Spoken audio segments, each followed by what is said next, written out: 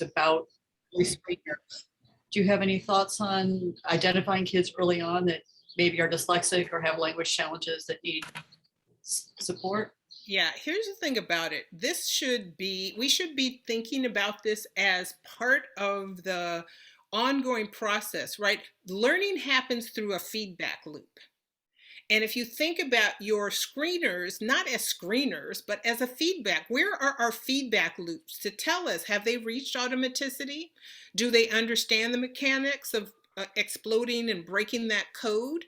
And those things are going to give you the information to see where are they getting stuck. So the biggest problem I have with some of the screeners that we use is they're too generic and teachers don't know what to do with that data.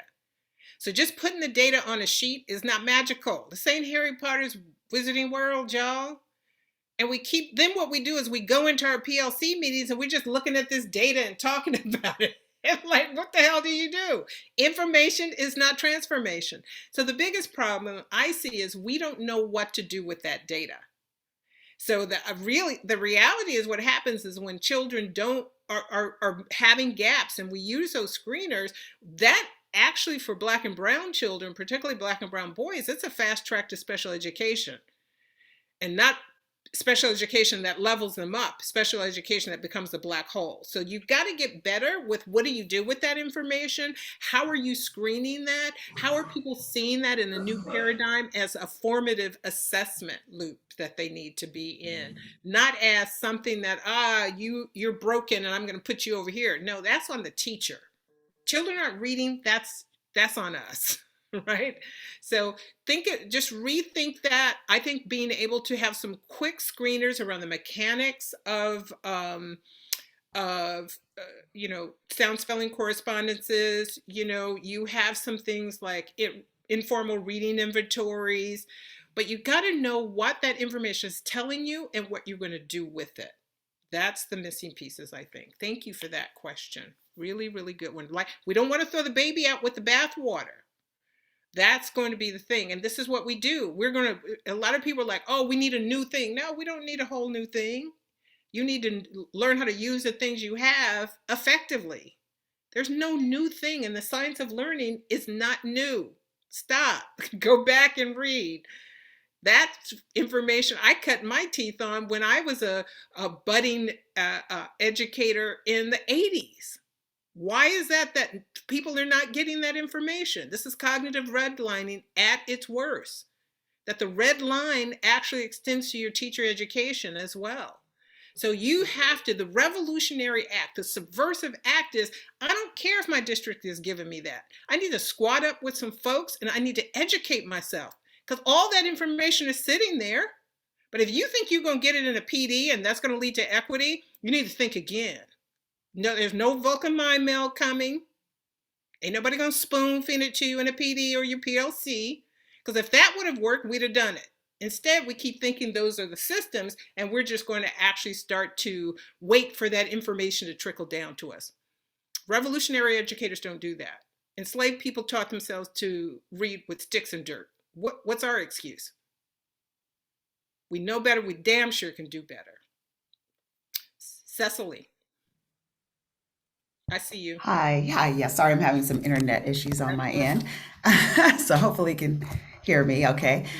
But yes, I just had a question to your point about the cognitive redlining. I'm in a urban school district, and one of the things that I've noted over the years is we're really always strapped for cash, right? That's always our reality. And so we're trying to find the bang for our buck. And what that has looked like in recent years is a lot of site licenses to different online programs to sort of be substitute reading teachers. And at the height, I think we had 3 different site licenses, and kindergartners were expected to use these programs with fidelity for like 40 minutes a day of screen time. And that's supposed to teach them reading. And again, districts that are strapped have to make these difficult choices, right? It's too expensive to pay for personnel to do this work. So let's just give everybody an iPad and hope for the best. So I just wondered your expert opinion on some of these. And these literacy programs are really packaged, with nice characters of color, and, they have a little rap tune in the background. So it feels like it's targeted, right? To be sold. Hopefully responsive. Let me jump into the question, to the answer to that, because I think you're onto something. We have confused I'm strapped for cash to let's just do any damn thing, because everything you just described has no basis in the science of reading. And so there's nothing in the science of reading says if you stare at a screen that your brain learns to rewire itself by staring at a screen. What we know is your brain rewires. This is what Maria Montessori talked about. This is what Waldorf schools have taught. We learn and rewire by eyes, mouth, ears, and hands. Right? And we do that for the youngest children, but even now in this kind of misguided urgency, we've taken that away.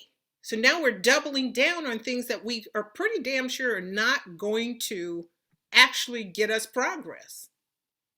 And so now what we're doing is we're actually taking away the tools that have allowed us to rewire brains.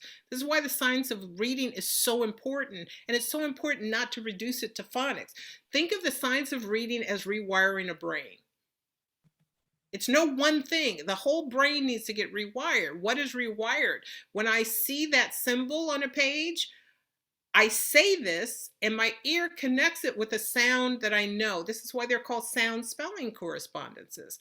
So Cecily, I think you're onto something to help people say, even though you're strapped for money doesn't mean you have to do the wrong things. You still have to understand what actually is going to rewire that brain and say, how do we do that with the most smallest unit and most high leverage thing? And it doesn't take a lot of people. So the whole design toward that, I think, is skewed to thinking this is a fast route, but it's a fast route to nowhere. It's a fast route to more inequity, right? So thank you for that. I've got a few slides I want to share with you, and then we can get back as you let some things percolate. Then we can do a little more Q&A. And what I did was just to put together some slides that talk about those three big areas that I think are really important to think about. So again, as I just said, reading is a progression of compounding skills. And if we don't really understand that, then we are not going to be able to leverage what we know should happen and when and how it happens. So being able to think about that.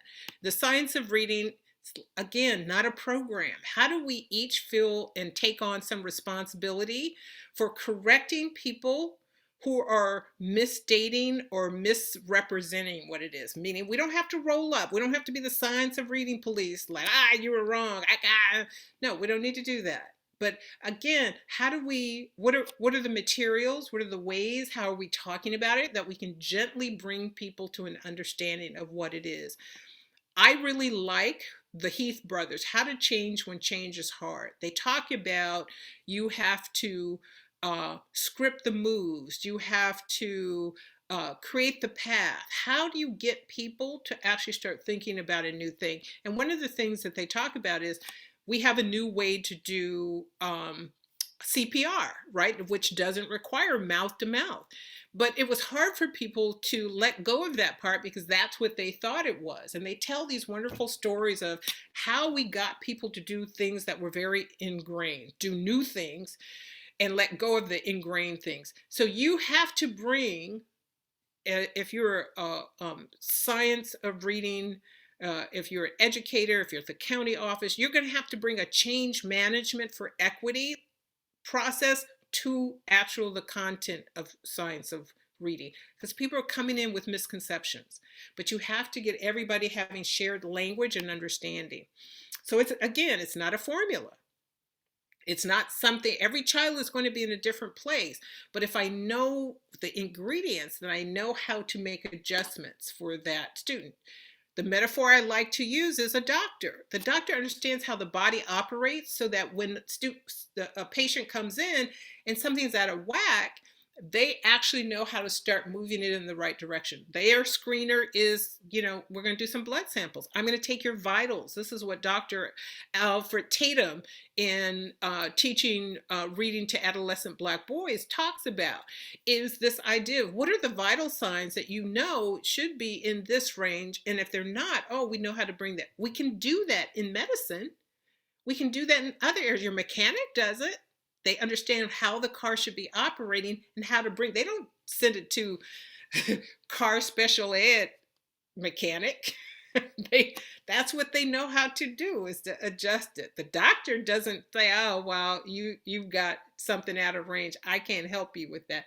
They understand if it's a specialty case, but most of them are trained in that. We're not training. We wanted a formula that we then don't really understand how to manipulate. So we need to think of it more like a recipe of ingredients. How do you mix them to get a particular result, given the patient that's in front of you, given this learner who is in front of you? But if you don't know what those ingredients are and how they work together, that's what a master chef does. How much acid, how much salt, how much sweetness, how these things interact.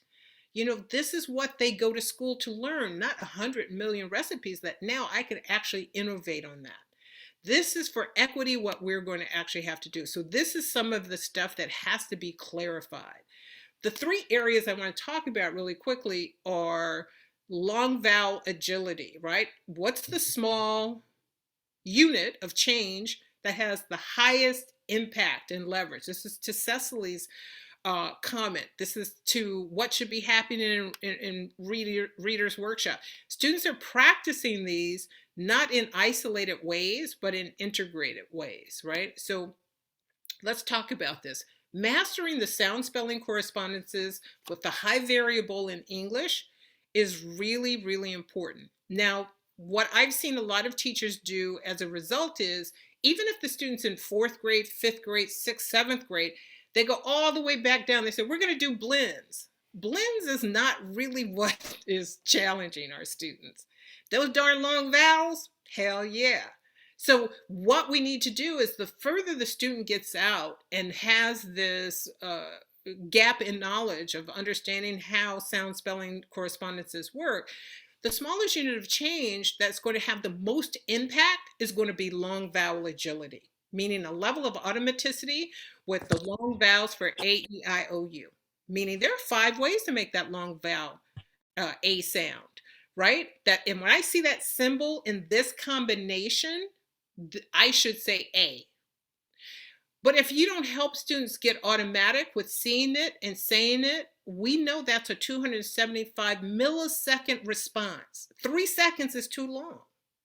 Just that pause when they look into a word and see the vowel pair there, or how the vowels are set up, that should be automatic. So again, I don't see enough work being done in this area. You really have to also think about the added layer of, what does this mean when you have an emergent reader who speaks Spanish as their mother tongue, right? Being able to understand that we have 26 letters of the alphabet. They have 29 phonemes. There's not a big discrepancy.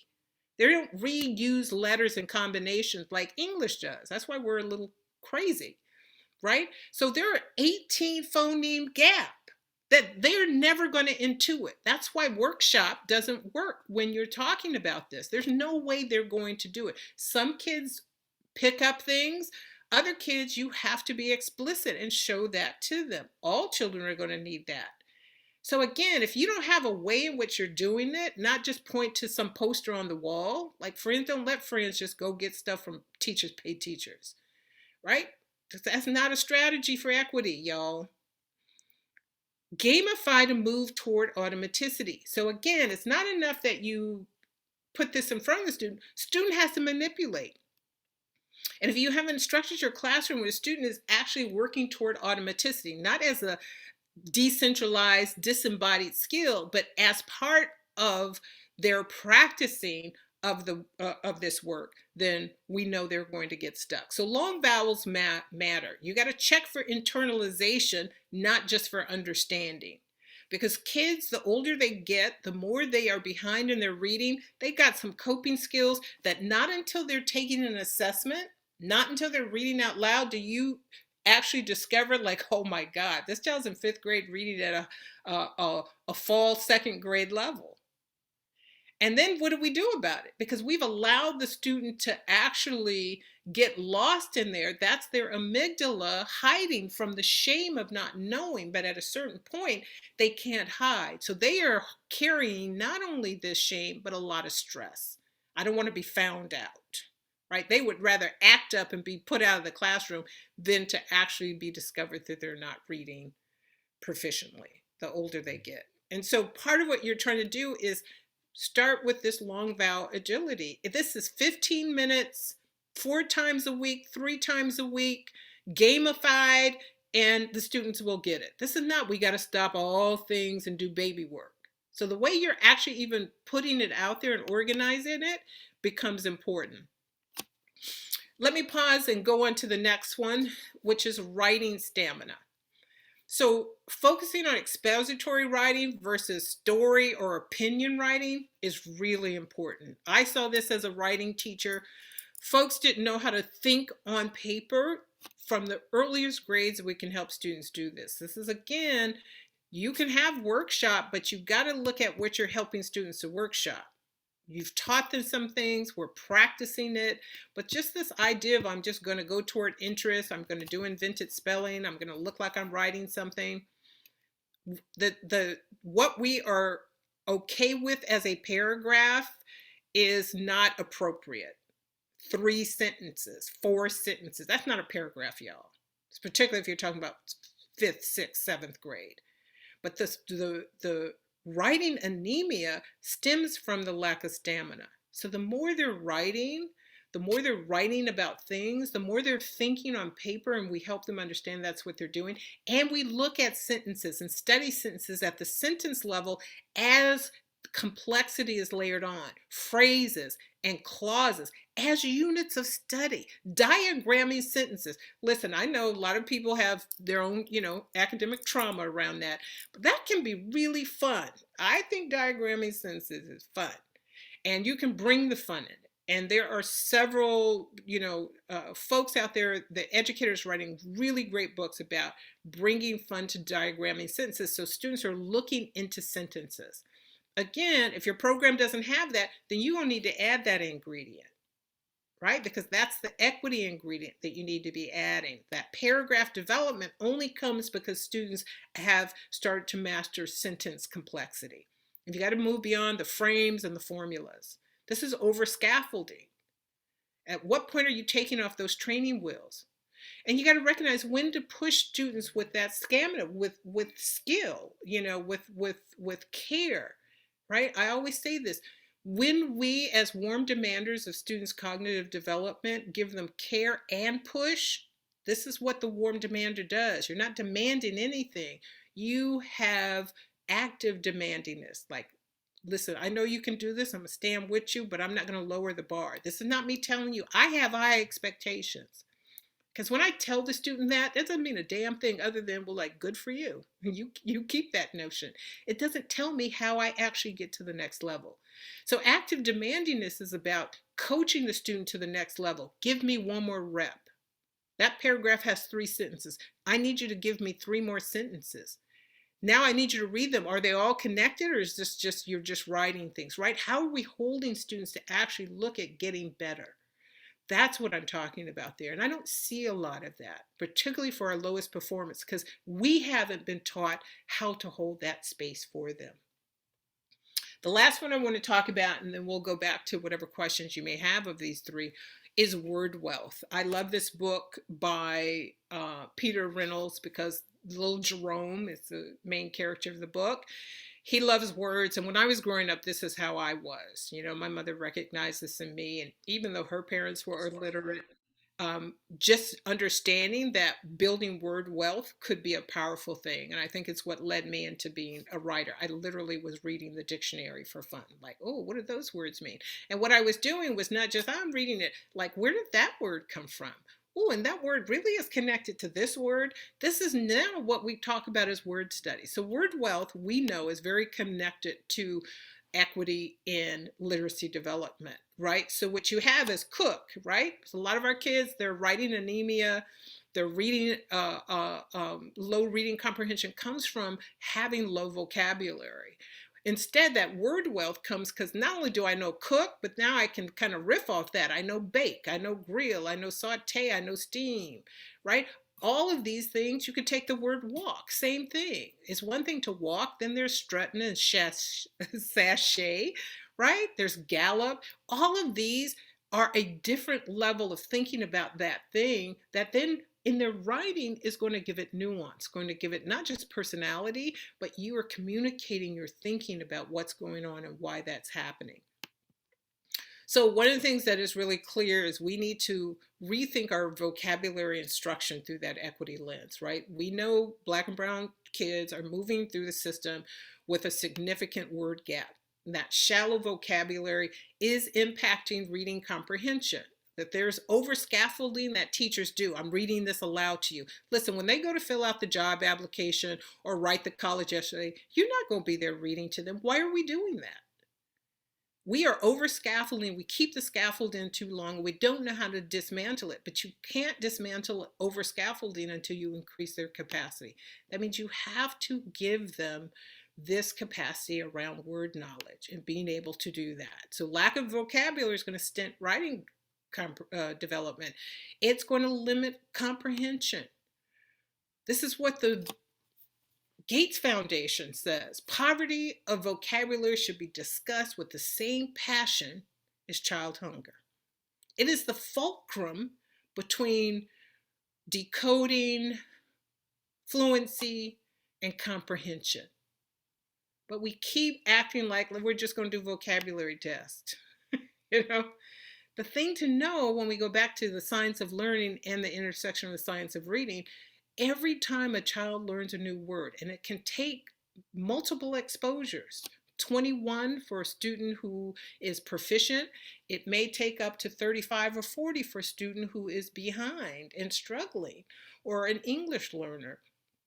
But the fact is, every effort to build their schema and actually develop that grows more dendrites. That's more gray matter. The more gray matter, the more your brain can process more information. So this is how we actually get smarter. Not just random words, but words that we start to make connections to, right? So it's not just saying those words out loud and writing them down or repeating them. It's building an awareness of how words work. Exploring units of meaning within the word. This is morphology. It's repeated opportunities to retrieve that word and connect it to something that you're actually doing, working on, seeing, right? And this means helping kids engage in word play, word consciousness, and word knowledge. Each of those is different. And each of those are not necessarily the thing that's going to be on a program curriculum, right? This is about learning in the wild. How do you set students up so that when they leave your classroom for the day, they are still on the hunt for words and how words work, right? You have stimulated that intellectual curiosity. It's not a worksheet. It's the connection that there's a home language. There are ways in which we use words. There is all this wordplay already going on with students. If they are into hip hop, that's the epitome of wordplay. Even their parents, who may not have been of the hip hop generation, but most of them have been, but for other cultures that may not be a prominent thing. But even there in collectivist culture, words and wordplay, poetry, other ways in which we manipulate words has a strong tradition. How are you capitalizing on that tradition? How do we leverage wordplay so that it becomes an opportunity to what I call hide the vegetables? Right? This is Scrabble. This is Heads Up, Ellen DeGeneres' game, and my all-time favorite, which is Taboo. And you can use the principles of the game design principles of Taboo to create one for math or to create one for social studies, to create. This is about how we get kids igniting that dopamine in their brain so they'll want to do it more. The more they want to do it, the more they're going to get competent. The more competent they get, the more confidence. It's a virtuous cycle. So last things I want to talk about is, well, how do you do this? I think word study, word vocabulary development in kind of in line with the science of reading is really, really underdeveloped. So there are fun ways to do that. Scavenger hunts, challenges, contrastive analysis, looking at how words have evolved in an urban usage, not just slang, but just urban usage, right? And standard usage, to look at the evolution of a word, right? Being able to think about that across disciplines or time. What words are used in math are not the same as how we use them in English, right? They carry different meaning to toggle different cognitive operations, right?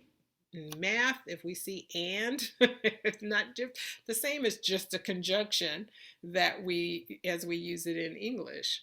So it's so rich, and at each grade level, it's very different. I will say this, by the time we get to 8th grade, if you are not doing something that actually involves a student as a partner, helps to mitigate any shame cycle that they have around their low reading and writing ability, then you're not going to be successful. You can have students do activities, but it won't be sticky. You need to make sure the learning is sticky. Oh, and the last one, magnetic poetry. Who doesn't love that? So here's the last few things I'll say. The equity, connection, and reading development. In order to do greater cognitive work, you have to have that deep background knowledge. And reading is our method in this society for taking on vast amounts of new knowledge. You can't give others background knowledge. This is about students actually processing and placing it on their schema. And that schema is culturally grounded. We talk about these as the funds of knowledge, right? And it really is about how students take these random things that they're bumping into in the environment and turning them into usable knowledge over time. So I'm not just collecting words that I have no connection to. I'm actually now stringing them together so that when I'm ready to use them, I know where to go back to get them in this expanded atmosphere of gray matter and dendrites and all this rewiring that has happened in my brain. This is my last slide. We've got about 15-20 minutes, but I do want to let you know you can always reach me on Twitter and Instagram and sign up for my newsletter. So just put that little plug in there. Now I'm going to stop, and that was a lot. I could go on and on and on, but I will not. And we can take some more questions.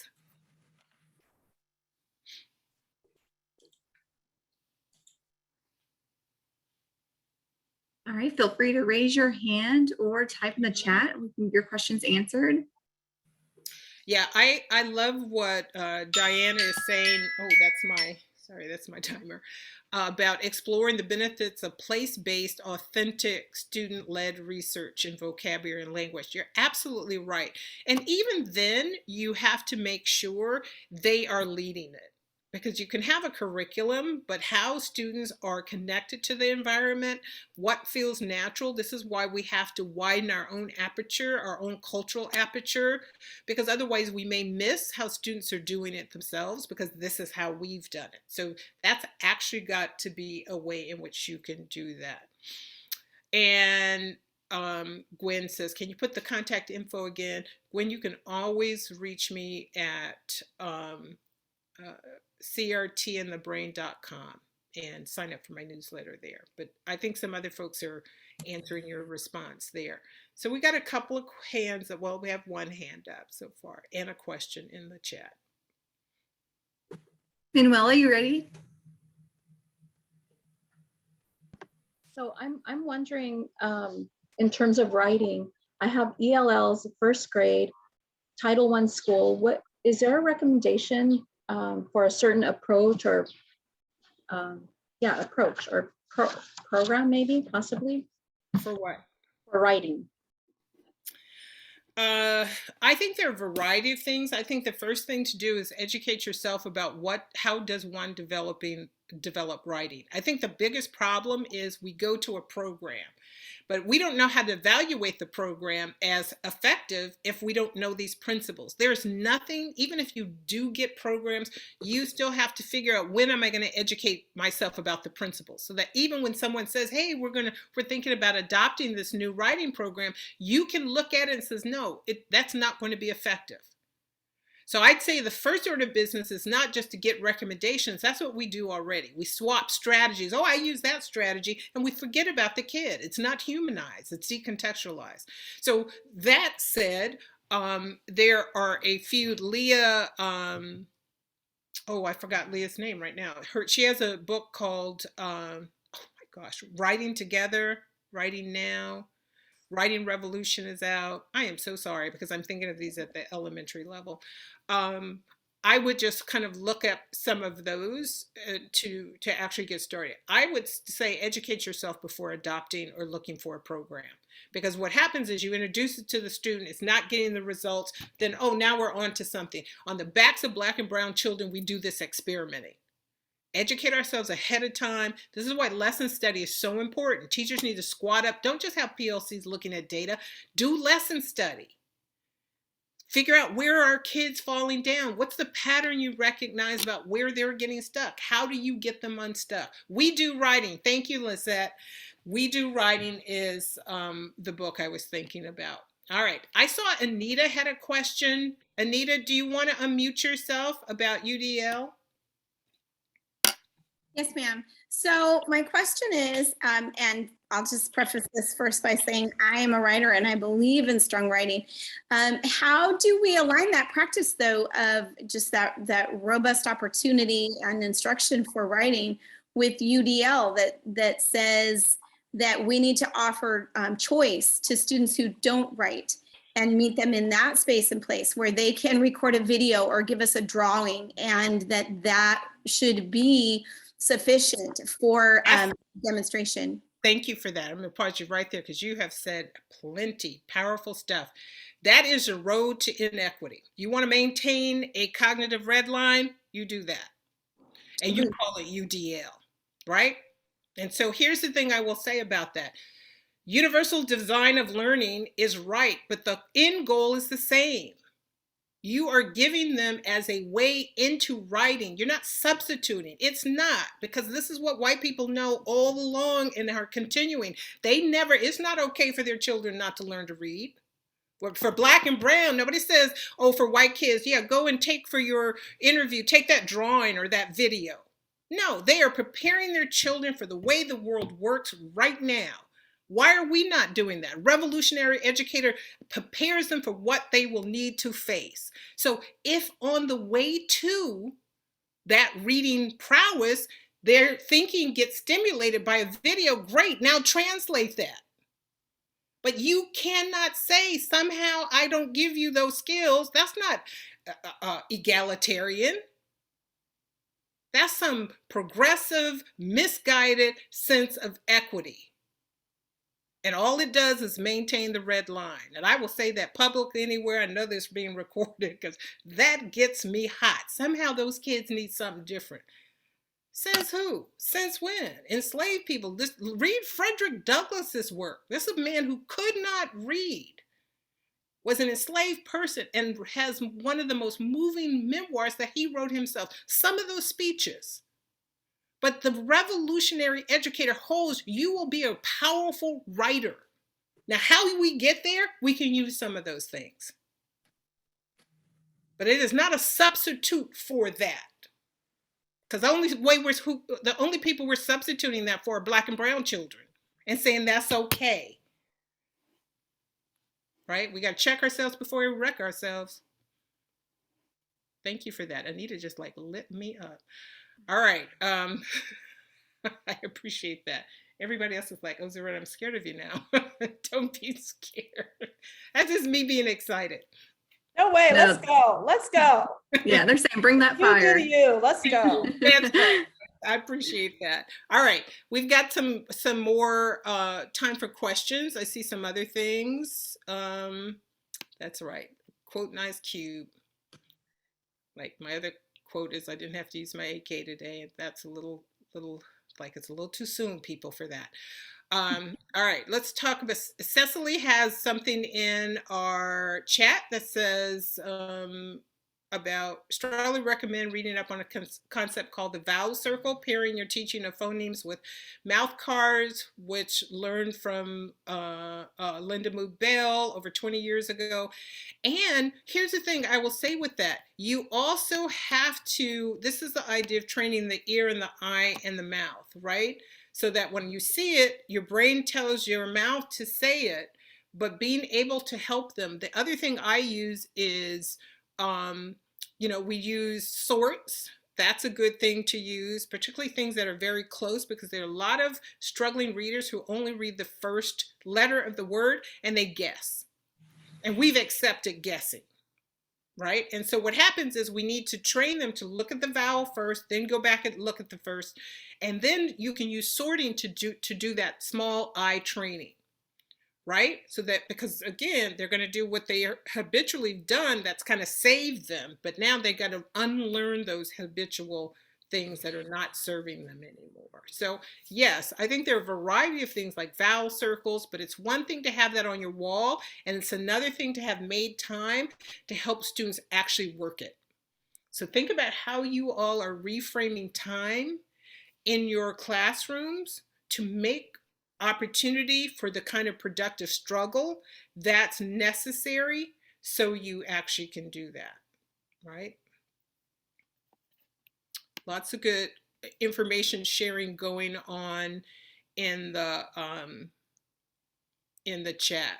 The Reading League has a show now called Reading Buddies. Linda Diamond recommended it to me. Yeah, Linda and I go way back. I sit on the Corps advisory board. I'll be doing some workshops and some webinars for them in 2023 because this is such an important thing. Here's the thing I also will say about older struggling readers. So we need to get really, really clear about how we are going to attend to 5th through 9th grade readers.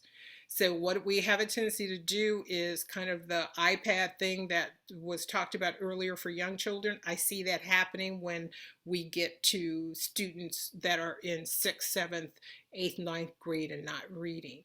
So we need to think about, again, long vowel agility. Once students get that, they can crack codes much easier and quicker. How do we help them with syllabication? Syllabication is the distinction between being able to pronounce that word versus just knowing what it means. So morphology is really about what it means. Syllabication is about how to pronounce it. And here's the thing about syllabication, why it's so important. When a student says it, most students have a really rich verbal lexicon, right? Their own personal dictionary in their head knows these words, but they don't necessarily know what they visually look like. And so when you actually teach them syllabication, meaning what an open syllable is, a closed syllable, the 6 syllable types, it seems a little like diagramming sentences, but you can do it in a fun and meaningful way where now this is a tool that the student takes. I'm going to get to college and I'm going to see new big words, but I know how to break that word down so that when I say it, I'm like, oh, hell, I know that word. Right. You just have not seen it on paper. So this is another powerful piece that we need to help students do as they are moving forward. 2 books I would highly recommend if you haven't got them in your library is Word Nerds and Vocabularians. They are by the same authors. Word Nerds is about word study for elementary. The same group of teachers, I think there are 3 or 4 teachers that have written this book together, co-authored it, then wrote Vocabularians for that 5th to 9th grade level. Now, in culturally responsive teaching of the brain, I'd always been doing this because literacy was how I was trained. And I really had that opportunity to see that kids need these chances to kind of chew on words. And so we did a lot of this, and it really is important to be able to give them the space and the time to do that. And I wrote about it in Culturally Responsive Teaching in the Brain. A 6th grade science teacher, students were having trouble holding on to the vocabulary, and I suggested these things to her that I think vocabularians and word nerds really talk about, but they're just the long history of powerful word study and word learning. And if you've read Culturally Responsive Teaching, you've probably read this little passage where she implements this. She was quite the skeptic. She didn't believe any of this was valid or was going to work. And then I would have 6 weeks in between. I came back 6 weeks later and she was just like, oh my God, these kids, and she made it interactive, gamified some of it, just making the learning partnerships where they were in it together as a community of learners. And she said at one point a boy turned to her, who was probably one of her more disengaged students, and said, we're learning, and they were having fun. He says, but we're learning stuff, right? Kind of like, and she winked her eye at him, and it's kind of like, yeah, I know you hiding the vegetables, but this is yummy as hell, you know? And that's what we want to do. We don't want to hide it to the point where they don't recognize I'm learning something. You want to do Mr. Miyagi, you know? Daniel's son comes and says, hey, listen, I want to learn some karate. Hey, go wax my car, dude. You know, I don't be waxing your car all day. Oh, go paint that fence. I don't be painting your fence all day. Then he throws a punch like, oh, snap. I know some fundamental karate, right? Because this is how it works. You still have to bring it to consciousness. You can't just hide the vegetables and they're hidden. And somebody says, I've never eaten broccoli. Sure you have. I've been feeding you broccoli the last 5 years. So you want to hide it enough where they can engage it, but you want to make it explicit enough where, listen, we're going to make this as the least amount of painful as we can. And over time, their competence grows where they want to actually do the learning without all these trappings of edutainment. We ain't fooling kids by the time they get to 5th, 6th grade. They know they're behind. How are we going to engage them? All right, I'm going to stop talking because, see, you guys will get me going. And I want to give you some time for a few more questions. We've got about 15 more minutes. What do you want to know about? I am yours. Sunny wants to know, when is your next book? Oh, I have a follow-up to that before I interrupt you, but go on. Tell me about your next book. All right, I am currently working on it, and it is my working title is Building Learning Muscles, and you know, I'm sure that my editor is not going to go for that, but whatever. I'm finishing the manuscript by November. He'll have it in his hot little hands, and it really is taking chapter 8. I've seen a lot of people with culturally responsive teaching the brain. Again, this is how we're trained in education. We kind of take the best part, which is the student, out of it, and we cherry pick these strategies. And then, oh, I'm going to do this, as if that is the thing that's going to change it. And we still are not helping to coach students to this higher level of capacity. And we just maintain and hide the cognitive red line because that's what we see. So we talk about culturally responsive teaching as, oh, you know, affirm the student's identity. Your students are getting affirmed at home. Y'all don't need to be doing that. You know, if you do it, that's cool. But the reality is you're not teaching them to read. You're not teaching them to comprehend more. You're not teaching them to expand their ability to carry the cognitive load. And that is what we are supposed to be doing in schools. So the degree to which I have learned teachers don't really know how to grow a student's brain power, I'm trying to actually write that as a usable playbook. So yeah, that's kind of where my question was, because today you just hit so many nuggets as I'm trying to piece all the different kind of, you know, new equity terminology and critical pedagogy, and you know how I'm not going to respin the same story, but today's cognitive red line has just been a major aha, and so just piecing it all together is just has been really beautiful today. But I do appreciate the idea that you're going to be writing another book, because I do think that people gravitate towards your book and latch on to a few of the chapters and some of the things as if they're just like the new tool for school. And that's right. It's a little bit more than that. And so today, just going in on the depth in terms of really, and for our colleagues here that really focus on literacy, because it is, you know, being a good reading teacher is a calling. And so I just, you know, I don't want to get bogged down into the politics of it. And I really appreciate you just naming exactly some of these things I feel like we're still kind of skirting around or something. Yeah, absolutely. And here's the thing, a revolutionary educator turns down the volume on the politics and gets busy. Close the damn room door and be about it. Because you know what? It's going to be like Mrs. Phil's cookies, right? You didn't come, you didn't come to get any cookies, but she's going to give you a sample. Next thing you know, you're going to go into the little shop and you got a bag full of chocolate chip cookies, right? You go to Costco's or Sam's Club, and you didn't come and get Cheerios solid, but you taste that sample with that little toothpick in it, and next thing you know, you're walking out with your toilet paper and 5 pounds of Polish sausage. We have to actually do it rather than keep talking about it in this way. So that's what I'm trying to do, and it, weaving all that together so it's still understandable and still holds the science of it, but makes it approachable. That's the work. I see Maria's hand. Maria.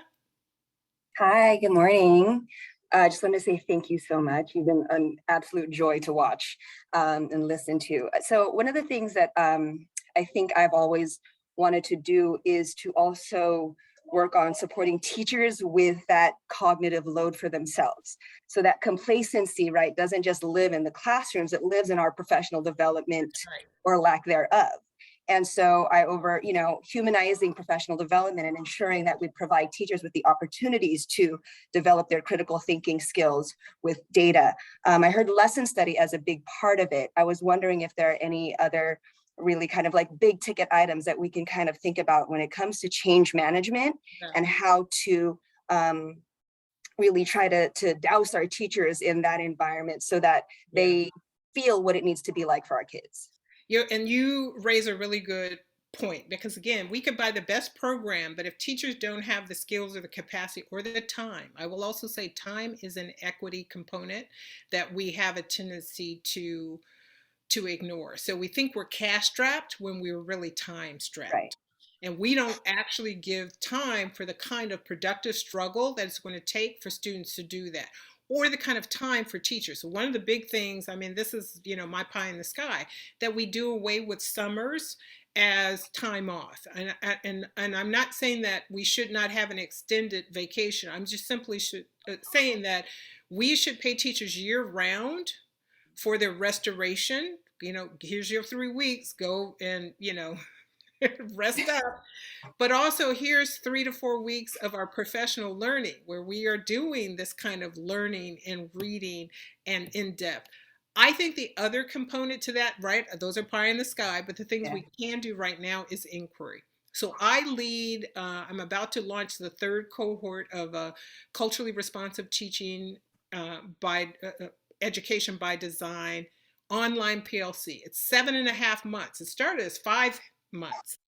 And we take teachers through the content of culturally responsive teaching, but we also do that through inquiry. So 20% of the time, here's the content.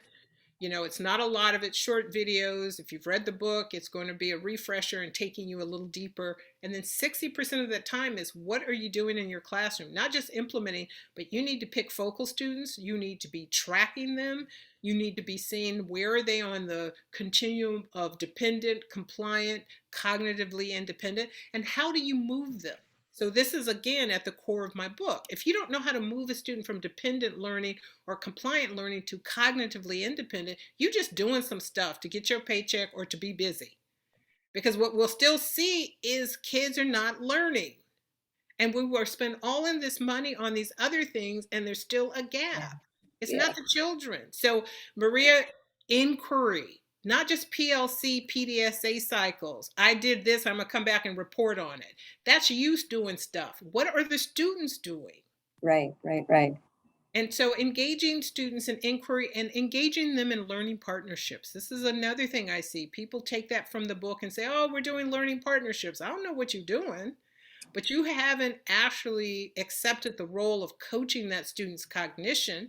We see a lot of rapport building, but the point of the partnership is that alliance, that middle part. You and me, students, we're going to look at each other and we're going to say we're up to something. You're not reading on grade level. You don't know how these long vowels work. Oh, in the next 3 weeks, that's what we're going to be up to. Right? And now that together the student is making, this is not a learning contract. Because that feels, prescriptive and, you need to do this or this is going to happen. This is, you have inspired that student to have agency and to see, I can get better. But if you can't get that agency, inquiry, lesson study, learning partnerships, those to me are like key ingredients. Thank you. Thank you, Maria. Alisa? Hi, yes, you just took all my questions and Oh. answered them, but I wanted to know if you can expand a little bit more. I'm an instructional coach, and I'm trying to move in that direction of more of working with my teachers and the idea of that cognitive coaching with our students. And so we've kind of changed things up and changed our structures a little bit, but I just wanted to ask if you wanted to expand on that any more to help us with that authentic work. I've spoken about that too, that we can't just use a program or throw kids into centers, but how do we move teachers to flip their classrooms and their master schedules to have that time with kids for the authentic work and purpose? Yeah, I think you're singing my song, because I think instructional coaches are the linchpin, but it means instructional coaches have to build their capacity as well, right? And one of the things I did literally just recently, I started a newsletter for instructional coaches. So you can go to readyforrigor.com, sign up for that. The first issue will be coming out in August, so that we can be having these very conversations. Because one of the things that I've seen is it doesn't matter if you are trained. I know, Elena Aguilar, I knew her when she was a middle school teacher, and we've always kept in contact. I just was on having a long conversation with Jim Knight yesterday, and we're always having these conversations, and their coaching approach is powerful. I'm not suggesting a new coaching approach. What I'm suggesting is, what's the strategic knowledge that coaches need to have with teachers in that partnership, so they can start doing what I just suggested to Maria are the key things. Where's the lesson study? So it's not, I'm going to come in and observe you. What would you like to work on? It's not that teachers aren't, autonomous beings. They are. But if we're getting coaching, we're asking someone to come help me see what I don't see. Help me do that thing better. And a lot of coaches don't know how to move students from dependent learning to cognitively independent. So before you can coach someone to do that as an instructional coach, using what I call instructional equity, you've got to educate yourself about what parts of traditional coaching, be it partnership, impact, orientation like Jim has, Sweeney's student-centered, or Elena's transformative. Where in that model do you make sure that you are doing inquiry, that you are not being prescriptive, that you're helping the teacher move through their learning pit, meaning we want to be in the pit. What does productive struggle look like for adults? And I think the reality is we haven't made enough space for teachers to engage in productive struggle. Our urgency drives us like, we need to figure this out tomorrow. So give me a strategy. This is Cicely talking about the urgency that has led us to do things that we know don't lead to change. It's like, I need to be in a bikini by the end of June, so I'm going to lose 30 pounds in 10 days. I'm signing up for that. And we know damn well that doesn't work. But we're hoping against hope. And we're doing the same thing in education. Spanx doesn't work either. But that's a whole nother. So I have a follow-up question, if that's okay. Yes. So in this work, do you foresee, this would be my vision, my hope is that transfer of learning with the teacher and the coach would then transfer with the teacher and the student? That No. the teacher, no? Here's what I would say, Alisa, and my apologies for cutting you off. I know we only have a couple of minutes and people are going to, need to go to the next thing. What it is the part that I just talked about with Maria, looking at having focal students, that you and your teacher partner up for these focal students. So it isn't, I'm going to do something with you and hope it translates. It's, I'm going to actually watch you and I'm going to help you get better at this thing. For example, one of the things I talk about is this idea of instructional conversation. Are you in a dialogic with the student in that partnership to help the student be meta-strategic? Now, the only way to do that when I'm coaching is I ask the teacher to record those conversations. And then we look at that transcript. Oh, were you leading the student here? What was going on here? The student was stuck. Are you over scaffolding there? So now that conversation is what builds their capacity. And they're saying, I'm going to try this thing. Now together, we go in and I coach you to do that new thing in real time or through the video. This is the only way we can change that. The teacher has to be working on it in real time with your support. Not we're going to do something in the PLC and then go back to your classroom, because it's all going too fast and we go to our default setting. Absolutely. Oh, so much to say about this, right? Coaches, that's the next book. I've got 2 more books after this one, and then I'm like, kids, I'm done. Word study and the power of word study. I want to counterbalance this whole knowledge gap thing, shenanigans that's going on out there, and instructional coaches. And, because again, Alyssa, you hit the nail on the head. How do we support you to support them so they support the teachers, right? And you guys are the linchpins. I just have such deep appreciation for instructional coaches. Well, woo, that time went fast, y'all. I so appreciate you all that you're doing, the fact that you're here, that you're passionate about literacy, that you're holding it down for the kids. Keep pushing yourselves, keep learning, stay in touch with me. And I look forward to maybe talking and seeing some of you again in the future. So appreciate you. Thank you so much for sharing with us. If y'all want to take a minute in the chat, there is a feedback link. Take a second to click on that and give us some feedback. This was a wonderful session, though. Thank you so much. You are so welcome. All right, everybody, be well.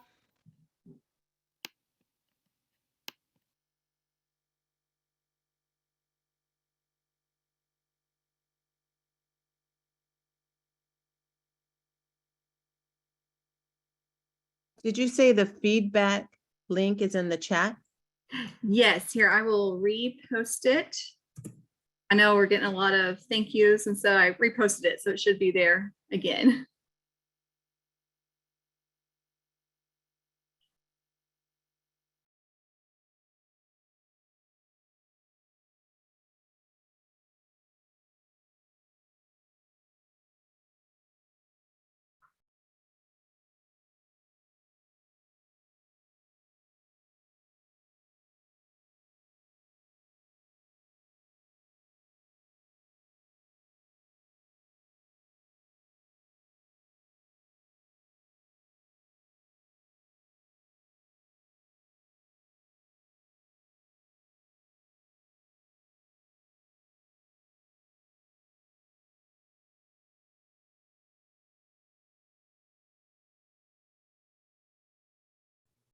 Kelsey, quick question. What popped up was like the 5-star question, or do we need to go back to our home to the session feedback survey? No, it's the 5-star one. It's pretty simple. Yeah, thank you very much. I'm used to You're much welcome. longer Yeah, surveys. no Thank you. problem. No, that's beautiful. Thank you. You're welcome.